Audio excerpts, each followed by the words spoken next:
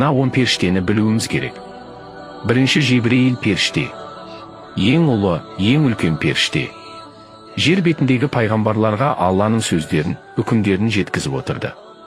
Соңғы рет Мұхаммед пайғамбарымызға келді. Қасиетті Құранды алып келді. Екінші Микаил періште. Жер бетіндегі бұлт әкелу, жаңбыр жаудыру секілді табиғи құбылыстарға жауапты. Үшінші Исрафил періште. Ақыр заманның орнауына жауапты. Қиямет сәті туғанда алып кернейге үрлейді. Сол кезде барлық тірі жан өледі. Екінші рет үрлегенде барлық адам қабірлерден тіріліп шығып, махшар алаңына жиналады. Төртінші өлім періштесі. Оған барлық адамның жанын алу міндеті жүктелген. Бесінші құрметті жазушылар. Әр адамның оң және сол иығында отырып, жақсы жаман амалдарын жазып отырады. Алтыншы Мункар мен Накир. Бұл екі періште қабірге кірген әрбір адамды сынақтан өткізіп, жауап алады.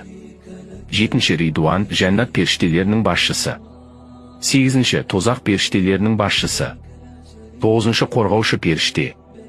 Адамды ұйқыдағы және ояу кезінде барлық жамандықтан қорғайды. Періштесі қақты деп осы періштені айтамыз. 10-шы іштегі сәбиге жіберілетін періште. Анасының ішіндегі балаға 4 ай толғанда Алла тағала оған бір періште жіберіп, жан үрлетеді. Сосын